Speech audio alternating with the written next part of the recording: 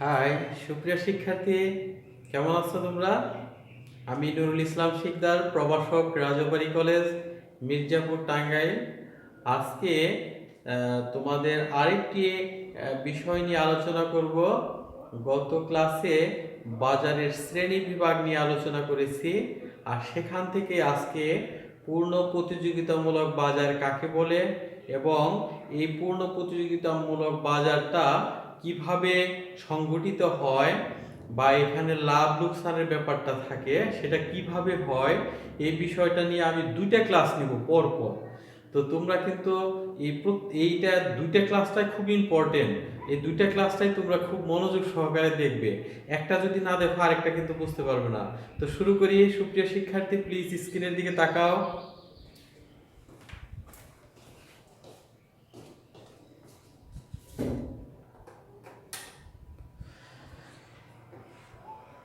সবাইকে শুভেচ্ছা।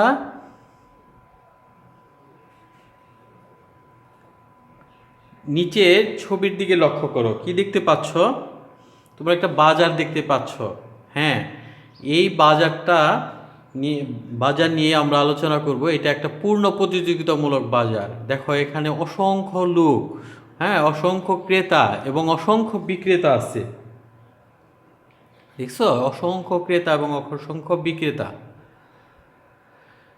পূর্ণ প্রতিযোগিতামূলক বাজারের স্বল্পকালীন ভারসাম্য, এটা খুবই মনোযোগ সহকারে খেয়াল করবা। আমি আগেই বলেছি তোমাদের এইটা নিয়ে আমি দুইটা ক্লাস নেব, এটা ভাগ করে দুইটা ক্লাস নেব। যেহেতু একটা ক্লাস নিলে ভিডিওটা অনেক লম্বা হয়ে যাবে, বড় হয়ে যাবে, যার কারণে দুইটা ক্লাস নেব। দেখো আমরা এখান থেকে কি কি শিখতে পারবো। এক, পূর্ণ প্রতিযোগিতামূলক বাজার কি তা বলতে পারবে। দুই, পূর্ণ প্রতিযোগিতামূলক বাজারের অনুমতি শর্তগুলো লিখতে পারবে। তিন, পূর্ণ প্রতিযোগিতামূলক বাজারের ফার্মের ভারসাম্যের শর্তগুলো লিখতে পারবে। চার, পূর্ণ প্রতিযোগিতামূলক বাজারের ফার্মের যে ভারসাম্য, এটা চিত্রের মাধ্যমে তুমি বর্ণনা করতে পারবে। তো সুপ্রিয় শিক্ষার্থী, দেখো এই পূর্ণ প্রতিযোগিতামূলক বাজার কাকে বলে আমরা আগে সংজ্ঞাটা জানি। যেই বাজারে অসংখ্য ক্রেতা ও বিক্রেতা একটি সমজাতীয় দ্রব্য নিয়ে দর কষাকষির মাধ্যমে একটি নির্দিষ্ট দামে তা ক্রয় বিক্রয় করে, তাকে পূর্ণ প্রতিযোগিতামূলক বাজার বলে। অর্থাৎ যেখানে অসংখ্য ক্রেতা থাকবে এবং অসংখ্য বিক্রেতা থাকবে, আর দ্রব্যটা থাকবে তোমার কেমন, সমজাতীয়। ঠিক আছে, সমজাতীয়, এবং দুজনেই দর কষাকষি করবে। ক্রেতা চাবে সবচাইতে কম দামে দ্রব্যটি কেনার জন্য, আর বিক্রেতা চাবে সবচাইতে বেশি দামে দ্রব্যটি বিক্রয় করার জন্য। এবং এক সময় যখন এরা দর কষাকষির মাধ্যমে একটি নির্দিষ্ট দামে এবং নির্দিষ্ট পরিমাণ বিক্রি করবে, তখন এই যে বাজারটা, এই বাজারটা হচ্ছে পূর্ণ প্রতিযোগিতামূলক বাজার। তো সুপ্রিয় শিক্ষার্থী, আমরা এই কারণে অনুমতি শর্তগুলো আমরা আগে জানি। দেখো, এক নম্বরে হচ্ছে অসংখ্য ক্রেতা ও বিক্রেতা থাকবে। দুই, সমজাতীয় দ্রব্য ক্রয় বিক্রয় হয়। তিন, এখানে তোমার কি ক্রেতা এবং বিক্রেতার অবাধে প্রবেশ এবং প্রস্থানের অধিকার থাকে। চার, বাজার সম্পর্কে ক্রেতা এবং বিক্রেতার দুইজনেরই তোমার কি পূর্ণ জ্ঞান থাকবে। চার, পাঁচ, উৎপাদনের উপকরণ সমূহ পূর্ণ গতিশীল হইতে হয়। ছয় হচ্ছে এই বাজারে P equal to A R equal to M R হয়। পি হচ্ছে প্রাইস, এ হচ্ছে এ আর হচ্ছে তোমার অ্যাভারেজ রেভিনিউ মানে গড় আয়, হ্যাঁ, আর এম আর হচ্ছে মার্জিনাল রেভিনিউ মানে প্রান্তিক আয়। তো সুপ্রিয় শিক্ষার্থী, দেখো এরপরে কি আমরা ভারসাম্যের দুইটা শর্ত নিয়ে আমরা আলোচনা করব। ভারসাম্যের দুইটা শর্ত, একটা শর্ত হচ্ছে তোমার প্রয়োজনীয় শর্ত। এখানে তোমার খুবই লক্ষণীয়, খুবই গুরুত্বপূর্ণ একটা বিষয়। দেখো, M R equal to MC হইতে হবে, অর্থাৎ প্রান্তিক আয় এবং প্রান্তিক ব্যয় সমান হইতে হবে। এমআর মানে হচ্ছে মার্জিনাল রেভিনিউ, আর এমসি হচ্ছে মার্জিনাল কস্ট। ঠিক আছে, মার্জিনাল রেভিনিউ, মার্জিনাল কস্ট, প্রান্তিক আয় এবং প্রান্তিক ব্যয় এটা সমান হইতে হবে।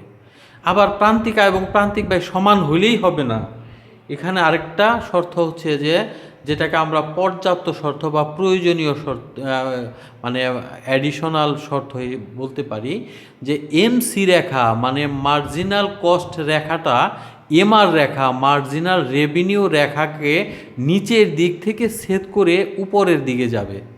অর্থাৎ আমরা বলতে পারি এমসি রেখার ঢাল ইজ গ্রেটার দ্যান এমআর রেখার ঢাল। তোমরা খুবই মনোযোগ সহকারে দেখবে, এটা কিন্তু গুরুত্বপূর্ণ একটা বিষয়। দেখো, এমসি রেখার ঢাল ইজ গ্রেটার দ্যান এমআর রেখার ঢাল, এটা কিন্তু একদমই মুখস্থ করে ফেলবা এবং মনোযোগ সহকারে দেখবা। এখন আমরা যাই পরবর্তীতে, চিত্র অঙ্কন করার পূর্বে যে বিষয়গুলো আমাকে আবার নজর দিতে হবে, তোমরা খেয়াল করবা যে চিত্র অঙ্কন করবা, তার মধ্যে আবার কি কি বিষয়গুলো তোমাকে আগে খেয়াল রাখতে হবে। এক, যে পি এ আর এম আর রেখা ভূমি অক্ষের সমান্তরাল হবে। হ্যাঁ, পি, তারপরে তোমার কি, আমি আর একটু টেনে দেখাই তোমাদের যদি, হ্যাঁ, P A R M R, P বলতে প্রাইস, এ আর বলতে অ্যাভারেজ রেভিনিউ মানে গড় আয়, এম আর হচ্ছে তোমার কি মার্জিনাল রেভিনিউ মানে প্রান্তিক আয়। রেখাটা কি হইতে হবে, ভূমি অক্ষের সমান্তরাল হইতে হবে। আরেকটা হচ্ছে কি তোমার এমসি রেখা সবসময় এসি রেখার সর্বনিম্ন বিন্দু দিয়ে গমন করবে। আরেকটা হলো কি তোমার ভারসাম্য স্তরে এমআর রেখা ইজ গ্রেটার দ্যান এমসি রেখা হবে। আরেকটা হচ্ছে তোমার কি খরচ পাওয়া যায় এসি রেখা অনুসারে। আমরা যে ব্যয় বা খরচ এটা পাওয়া যায় এসি রেখা অনুসারে। এসি মানে হলো অ্যাভারেজ কস্ট, ঠিক আছে, মানে হচ্ছে তোমার গড় খরচ, গড় ব্যয়। আরেকটা আমরা বলি যে আয় পাওয়া যায় পি বা এআর রেখা অনুসারে, মানে এই পিটা প্রাইসটা বা গড় আয়টার রেখা অনুসারে আমরা আয়টা পেতে পারি। এটা মানে তোমার হলো কি, তোমার চিত্র অঙ্কন করার পূর্বে এই বিষয়গুলো যদি তুমি একটু মনোযোগ সহকারে দেখো তাহলে তোমার জন্য এটা সহজ হবে আর কি। তো সুপ্রিয় শিক্ষার্থী, স্বাভাবিক মুনাফার ভারসাম্য দেখো, স্বাভাবিক মুনাফার ভারসাম্য যে ফার্মের মোট আয় এবং মোট ব্যয়ের পরিমাণ পরস্পর সমান হবে, হ্যাঁ, তখন ফার্মটি যে মুনাফা অর্জন করে তাকে স্বাভাবিক মুনাফার ভারসাম্য বলে। অর্থাৎ পি ইকাল টু এসি হইতে হবে। আমি আবার বলতেছি, যে ফার্মের মোট আয় এবং মোট ব্যয়ের পরিমাণ পরস্পর সমান হবে তখন ফার্মটি যে মুনাফা অর্জন করে তাকে স্বাভাবিক মুনাফার ভারসাম্য বলে। আমরা এই বিষয়টা যদি এখানে দেখো, স্বাভাবিক মুনাফার ভারসাম্য যে ফার্মের মোট আয় মোট ব্যয়ের পরিমাণ সমান হয়, এই সংজ্ঞাটা আগে দেখো আমরা যদি চিত্রে দেখাই আর কি। বাম পাশে তোমার কি দেওয়া আছে, বিবরণ দেওয়া আছে। আর দেখো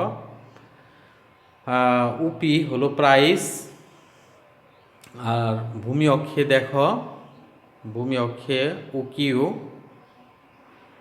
আর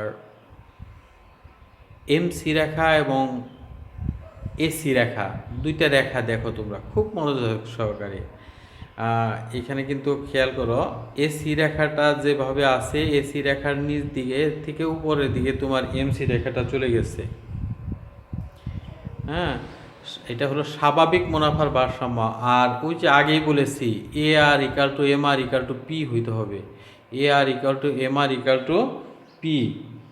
হ্যাঁ, এইটা হলো তোমার কি ভূমি অক্ষের সমান্তরাল রেখার হয় আর কি। সেক্ষেত্রে দেখো, অর্থাৎ ই বিন্দুতে তোমার ভারসাম্য অর্জিত হয়েছে। হ্যাঁ,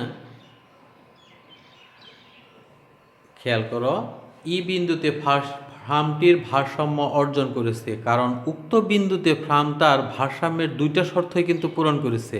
আমি কিন্তু আগেই তোমাদের বলেছি দুইটা শর্ত পূরণ হইতে হবে। একটা হচ্ছে এ আর ইকাল টু এম আর হইতে হবে এবং এম সি রেখা এম আর রেখাকে নিচের দিক থেকে উপরের দিকে ছেদ করবে, অর্থাৎ ই বিন্দুতে এ আর রেখা এম আর অনুসারে ফার্মের মোট আয়ের পরিমাণ। তাহলে আমাদের কি হয় দেখো তো, মোট আয়ের পরিমাণটা কি হয়, O P nought E Q nought, ঠিক আছে, এটা হলো মোট আয়, অর্থাৎ ফার্মের মোট আয় এবং মোট ব্যয়ের পরিমাণ পরস্পর সমান, ফলে ফার্মের আবার মোট মোট আয়টা কত হয় তোমার, O P E Q nought, হ্যাঁ এটা। তাহলে মোট আয় এবং মোট ব্যয় থেকে যদি আমরা বাদ দিই তাহলে মুনাফা পাই ইকাল টু কি হইতেছে, পাই। মুনাফাটা সবসময় পাই দ্বারা নির্দেশ করা হয়, তোমরা একটু খেয়াল করো, তোমার মুনাফাটা পাই দ্বারা নির্দেশ করা হয়, হ্যাঁ বাম পাশে দেখো, অর্থাৎ O P nought E Q nought minus O P nought E Q nought equal to zero, অর্থাৎ পাই ইকুয়াল টু জিরো। তার মানে আমরা মুনাফাটা দেখতেছি শূন্য।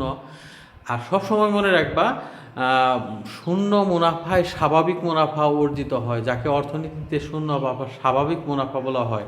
কারণ হলে কি, তোমার বিক্রেতা যখন এটা বিক্রি করে তখন এটার স্বাভাবিক মুনাফাটা রেখেই এটার মূল্যটা নির্ধারণ করে থাকে। তো সুপ্রিয় শিক্ষার্থী, তোমরা নিশ্চয় বুঝতে পেরেছ যে স্বাভাবিক মুনাফার ভারসাম্যটা কি। আর আমি একটু তোমরা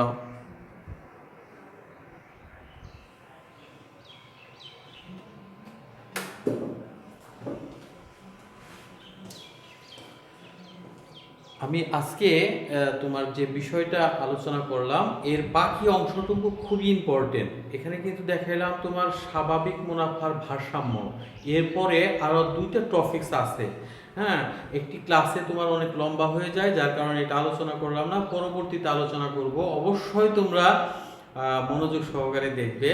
অর্থনীতিতে কিন্তু অত কঠিন না, অনেকেই হয়তো তোমাদের ভয় ভীতি দেখায় যে মনে হয় এটা অনেক কঠিন, কিন্তু আসলে কঠিন তেমন না।